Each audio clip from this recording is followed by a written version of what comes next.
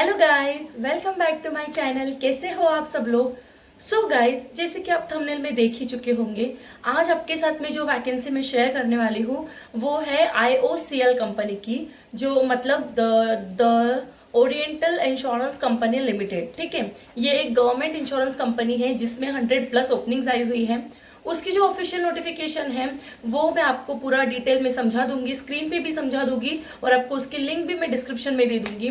तो आपको बहुत जल्दी अप्लाई करते आएगा, जिसकी एप्लीकेशन जो डेट है वो 21 मार्च से स्टार्ट होने वाली है, 21 मार्च से स्टार्ट होने वाली है। ठीक है, तो अभी तक कुछ एप्लीकेशन जाना स्टार्ट नहीं हुए हैं, तो अगर आप इसमें अप्लाई करना चाहते हो तो अभी भी अप्लाई, तो कल से अप्लाई कर सकते हो। ठीक है, मैं आपको सब कुछ डिटेल में बता दूंगी कि कौन कौन इसमें अप्लाई कर सकता है, 100 जो वैकेंसी है वो किस किस डिपार्टमेंट में वैकेंसी है, क्या क्या क्वालिफिकेशन आपको रिक्वायर्ड है, ग्रेजुएशन एंड पोस्ट ग्रेजुएशन। ठीक है, वो लोग इसमें अप्लाई कर सकते हैं। जैसे कि ग्रेजुएट हो गए बट कौन से फैकल्टी के ग्रेजुएट इसमें कौन से वैकेंसी में अप्लाई कर सकते हैं, सब कुछ मैं आपको डिटेल में बताने वाली हूँ इसी वीडियो में। प्लस आपका एज क्राइटेरिया क्या रहेगा वो भी बताऊंगी, आपको अप्लाई कैसे करना है वो भी बताऊंगी, और आपको आपकी जो सिलेक्शन प्रोसीजर क्या है वो सब मैं आपको इस वीडियो में डिटेल में बताने वाली हूँ। सो गाइज, अगर आप इंटरेस्टेड हो कोई गवर्नमेंट जॉब एप्लीकेशन के लिए, गवर्नमेंट में जॉब करने के लिए, तो ये वैकेंसी आपके लिए हो सकती है। ठीक है, सो स्टार्ट करते हैं। बट उससे पहले अगर आप मेरे चैनल पर नए हो तो प्लीज मेरे चैनल को जरूर सब्सक्राइब कर देना और साथ ही में बेल आइकॉन भी प्रेस कर देना, क्योंकि मैं हर रोज आपके लिए नए नए जॉब अपडेट्स लाती रहती हूँ। वर्क फ्रॉम होम हो गया, परमानेंटली ऑफिस से हो गया, या कोई गवर्नमेंट ऑर्गेनाइजेशन है, प्राइवेट ऑर्गेनाइजेशन है, बैंक की वैकेंसीज है, कोई अदर कोई गवर्नमेंट प्राइवेट बैंक की वैकेंसीज हो गई। ठीक है, तो हर टाइप की वैकेंसी मैं आपके लिए लेकर आती हूँ, फ्रीलांसर की भी लेकर आती हूँ। सो गाइज, जैसे ही मैं आपके साथ में वीडियो पोस्ट करती हूँ तो आपको वो नोटिफिकेशन बार में आपको दिख जाता है और आप तुरंत वीडियो देख के अप्लाई कर सकते हो। ठीक है, तो सिलेक्शन के चांसेस आपके पास बहुत बढ़ जाते हैं। सो चलिए देर ना करते हुए स्टार्ट करते हैं।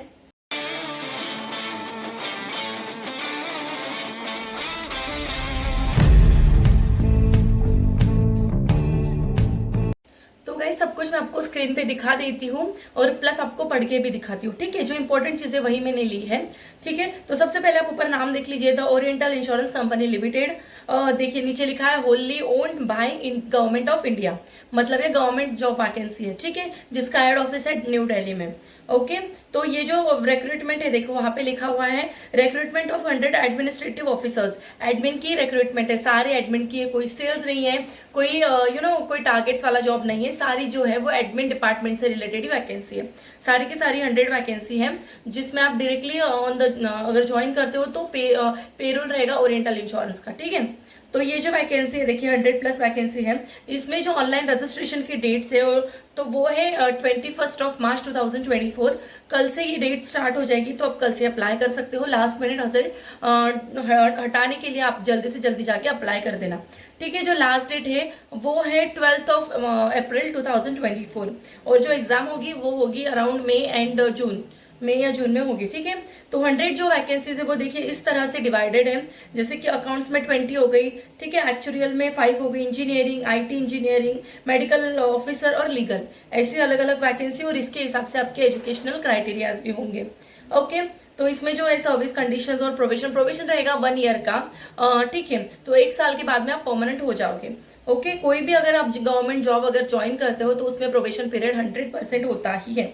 ठीक है, तो अभी देख लीजिए एजुकेशनल क्वालिफिकेशन की बात की जाए, आप पढ़ लेना एक बार अच्छे से नोटिफिकेशन, मैं आपको जो इंपॉर्टेंट चीजें है वही सारी बता रही हूँ। ठीक है, तो एजुकेशनल क्वालिफिकेशन की बात की जाए तो जो अकाउंट्स डिपार्टमेंट में ज्वाइन करने वाले हैं, जो अकाउंट डिपार्टमेंट का सोच रहे हैं, उसमें कम से कम अगर आप BCom हो 60% आपके एग्रीगेट परसेंटेज होने चाहिए, और कोई भी एक अच्छे कॉलेज यूनिवर्सिटी से। ठीक है, अगर BCom हो 60% तो आप इसमें अप्लाई कर सकते हो। और हाँ गाइस, ये जो अलग 55% फॉर SC ST, वो मैं नॉर्मल जनरल लोगों के लिए बता रही हूँ। ठीक है, तो BCom अगर है आपका 60% तो आप इसमें अप्लाई कर सकते हो। अकाउंट्स डिपार्टमेंट में एक्सपीरियंस में कोई नहीं है आपको, फ्रेशर, आप इसमें अप्लाई कर सकते हो। ठीक है, अगर BCom के 60% नहीं है तो अगर आपने MBA फाइनेंस में किया है तो भी आप इसमें अप्लाई कर सकते हो। अगर CA हो तो भी आप इसमें अप्लाई कर सकते हो। कॉस्ट एंड मैनेजमेंट अकाउंटिंग किया है आपने ICWAI के इंस्टीट्यूट से, तो आप वो भी कर सकते हो। ठीक है, इन चारों में से अगर आपके पास में कोई भी एक क्वालिफिकेशन है तो आप अकाउंट्स के लिए अप्लाई कर सकते हो। अभी बात करते हैं जो नेक्स्ट जो है एक्चुरियल की, उसमें अगर आपके पास में बैचलर डिग्री है स्टैटिस्टिक, मैथमेटिक्स, एक्चुरियल साइंस, जिसमें 60% आपकी मिनिमम परसेंटेज होनी चाहिए, तो आप अप्लाई कर सकते हो।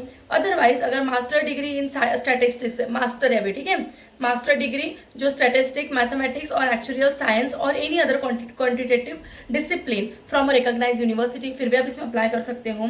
या फिर अगर आपके पास में बैचलर डिग्री है from any recognised university with passing और credit of minimum 4 paper from Indian Institute of Actuaries of India, ठीक है, ये लोग इसमें अप्लाई कर सकते हैं। थर्ड जो है वो है इंजीनियरिंग आईटी के लिए। तो आईटी वाले जो बीई बीटेक जिन्होंने किया हुआ है आईटी में, या फिर कंप्यूटर साइंस किया हुआ है, या फिर इलेक्ट्रिकल एंड कम्युनिकेशन किया हुआ है, 60% उसमें होनी चाहिए उनको मिनिमम, तो वो इसमें अप्लाई कर सकते हैं। अगर वो नहीं है तो एमई एमटेक किया हुआ रहेगा, मतलब अगर आपके पहले परसेंटेज कम है बट आपने एमई एमटेक किया हुआ है आईटी में, या फिर कंप्यूटर साइंस किया हुआ है, या इलेक्ट्रॉनिक्स एंड टेलीकम्युनिकेशन अगर किया है, तो भी आप इसमें अप्लाई कर सकते हो। इसमें परसेंटेज की रिक्वायरमेंट नहीं है फिर। या फिर एमसीए अगर आपके पास, अगर आपने एमसीए किया हुआ है तो अगेन 60% अगर आपके हैं तो आप इसमें अप्लाई कर सकते हो।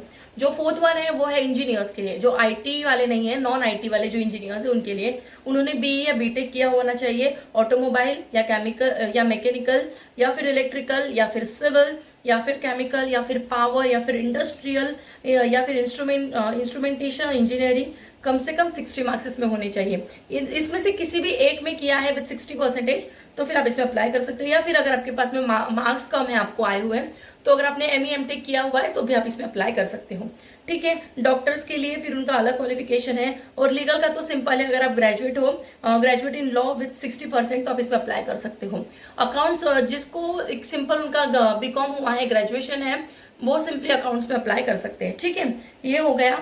अभी एज की बात की जाए, ये हो गया क्वालिफिकेशन क्राइटेरिया। अभी एज की बात की जाए तो एज जो है उनका कम से कम 21 साल और मैक्सिमम जो एज होने वाला है वो 30 इयर्स, ठीक है। 21 साल से लेकर 30 साल तक के लोग इसमें अप्लाई कर सकते हैं, ओके। अभी सिलेक्शन प्रोसीजर की बात की जाए तो सब कुछ इन्होंने डिटेल में देखे रखा है। तो सिलेक्शन में होने वाला है, सबसे पहले जो एग्जाम होने वाली है वो प्री एग्जामिनेशन होगी, फिर मेंस होगी, फिर इंटरव्यू होगा, ठीक है। तो सबसे पहले जो होने वाली प्री एग्जामिनेशन, तो वो रहेगी 100 मार्क्स की, ऑब्जेक्टिव क्वेश्चंस रहने वाले हैं। उसमें देखिए अलग अलग टाइमिंग भी दिया हुआ है, अलग अलग सेक्शंस अलग अलग टाइमिंग में होने वाले हैं, ठीक है। तो सबसे पहले जो इंग्लिश लैंग्वेज है सब ऑब्जेक्टिव ही होने वाली है। इंग्लिश लैंग्वेज रहेगा 30 मार्क्स के लिए 20 मिनट्स, ठीक है, जो इंग्लिश में ही होगा, क्योंकि इंग्लिश लैंग्वेज तो इंग्लिश में ही होगा, ठीक है, आपको इसमें चॉइस नहीं है। देन जो रीजनिंग एबिलिटी है वो रहेगा 35 मार्क्स के लिए 20 मिनट, 35 मार्क्स के क्वेश्चंस रहेंगे, 20 मिनट के टेस्ट रहेगी। इंग्लिश या हिंदी आप जो लैंग्वेज प्रेफर करते हो उसमें दे सकते हो। और क्वांटिटेटिव रीजनिंग का भी वैसे ही रहेगा 35 फॉर 20 मिनट्स, इंग्लिश और हिंदी किसी में भी आप दे सकते हो। ऐसे 100 मार्क्स आपके होते हैं, ठीक है, कंप्लीट। अभी जो इसमें नेगेटिव मार्किंग होती है 1/4 वो नीचे दिया हुआ है, ठीक है। तो जो उसके अगर आप इसको क्वालिफाई करें तो आपको हर सेक्शन में क्लियर होना है, हर सेक्शन आपको कंपलसरी पास करना ही है, ठीक है, तभी आप फिर अगले मेंस में जाओगे। अगर मेंस क्लियर करते हो तो मेंस के लिए सबसे पहले तो एक दो एग्जाम्स होने वाली है, एक 200 मार्क्स की रहेगी और एक 30 मार्क्स की रहेगी। जो 200 मार्क्स की है वो ऑब्जेक्टिव क्वेश्चंस रहेंगे उसमें, जो आपको 2.5 घंटे के लिए देनी पड़ेगी, 2.5 आवर के लिए वो टेस्ट रहेगी। उसके भी उन्होंने दिए हुए हैं टॉपिक्स, जैसे कि टेस्ट ऑफ रीजनिंग रहेगा, ऑब्जेक्टिव रहेगा सारा, टेस्ट ऑफ रीजनिंग रहेगा 40 मार्क्स के लिए रहेगा 30 मिनट, ठीक है। इंग्लिश या हिंदी में दे सकते हो। सिर्फ इंग्लिश लैंग्वेज अगर आपने छोड़ दी तो सारे पेपर्स आप इंग्लिश या हिंदी दोनों में से आपको जो लैंग्वेज प्रेफर्ड है आप उसमें दे सकते हो, ठीक है। जो नेक्स्ट है इंग्लिश, तो ये अगेन इंग्लिश में देनी पड़ेगी आपको, जो 40 मार्क्स की रहेगी 30 मिनट्स के लिए। कॉन्ट्स रहेगा, जनरल अवेयरनेस रहेगा 40 मार्क्स 25 मिनट्स, कॉन्ट्स रहेगा 40 मार्क्स 30 मिनट, और जो एनी स्पेशलाइजेशन अगर आपको कुछ है रिक्वायर्ड तो उसकी टेस्ट रहेगी 40 मार्क्स 35 मिनट्स, ठीक है। ऐसे आपके 200 मार्क्स के क्वेश्चंस रहेंगे 2.5 घंटे के लिए। अगर आप ये क्लियर करते हो और उसी के बाद में तुरंत आपको एक डिस्क्रिप्टिव टेस्ट रहेगी 30 मार्क्स की रहेगी, जो 30 मिनट के लिए रहेगी, ठीक है। तो उसमें आपको क्या पूछा जाएगा, 10 मार्क का रहेगा लेटर राइटिंग और 20 मार्क्स के लिए रहेगा ऐसे, ठीक है। आपको सिर्फ जो टॉपिक देंगे उस पर आपको लेटर राइटिंग और ऐसे करना है, वही एक 30 मार्क्स के क्वेश्चन रहेंगे। जैसे आप ये कंप्लीट कर लेते हो, मैं आपको बता देती हूँ कि 1/4 आपका इसमें नेगेटिव मार्किंग हो जाता है। जो एप्टीट्यूड टेस्ट है, ऑब्जेक्टिव जो टेस्ट रहेंगे एमसीक्यूज टाइप, तो उसमें आपको 1/4 नेगेटिव मार्किंग होता है। तो इसीलिए जो 100% श्योर हो बस वही अटेम्प्ट करना है आपको, ठीक है। अगर आप इसमें क्लियर करते हो तो आपको एक इंटरव्यू होगा, अगर इंटरव्यू भी आपका क्लियर हो जाता है तो फाइनल सिलेक्शन आपका हो जाएगा, ठीक है। अब अगर आप इसमें अप्लाई करना चाहते हो तो इसकी जो फीस है,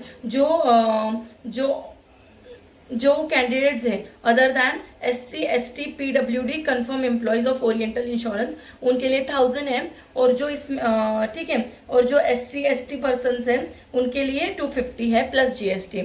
ऐसे ये टेस्ट होने वाली है। लोकेशंस आप चेक कर सकते हो, नीचे दिया हुआ है। अप्लाई कैसे करना है उसकी लिंक वगैरह सब कुछ उन्होंने नोटिफिकेशन में देके रखी है। अभी मैं आपको एक इंपॉर्टेंट चीज इसमें बताती हूँ, अगर आप सच में एलिजिबिलिटी क्राइटेरिया मैच करते हो तो ही आप इसमें अप्लाई करना। सबसे पहले तो आप प्रॉपरली चेक कर लीजिए, एक तो आपकी एज और आपका जो क्वालिफिकेशन है, आप जिस डिपार्टमेंट के लिए अप्लाई करने वाले हो उस डिपार्टमेंट में अगर आपका क्वालिफिकेशन 100% मैच करता है तो ये आपको अप्लाई करना है, ठीक है। ये एक इंपॉर्टेंट चीज हो गई, क्योंकि इसमें आपको फीस पे करनी है।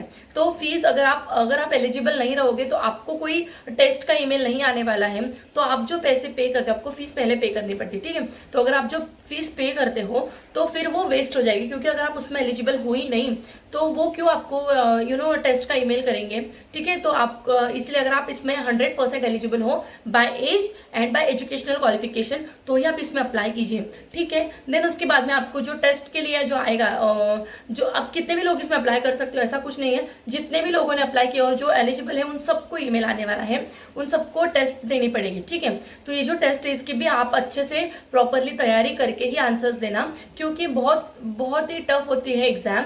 Tough in the sense, tough नहीं बोल सकते, सब्जेक्ट बहुत ज्यादा होते हैं, बट आपको नेगेटिव मार्किंग होता है, इसलिए थोड़ा प्रॉब्लम हो जाता है। जहां पे 100% श्योर हो तभी वो मार्क करिए, क्योंकि अगर आप गलत मार्क करते हो तो आपको उसका मार्क तो नहीं मिलता है, प्लस आपका 1/4 और कम हो जाता है, ठीक है। 0.25% आपकी जो टोटल जो पासिंग नंबर रहेगा उसमें से 0.25 और कम हो जाएगा। इसीलिए अगर आप 100% श्योर हो तो ही वो अटेम्प्ट करिए, अदरवाइज उसको छोड़ दीजिए, ठीक है।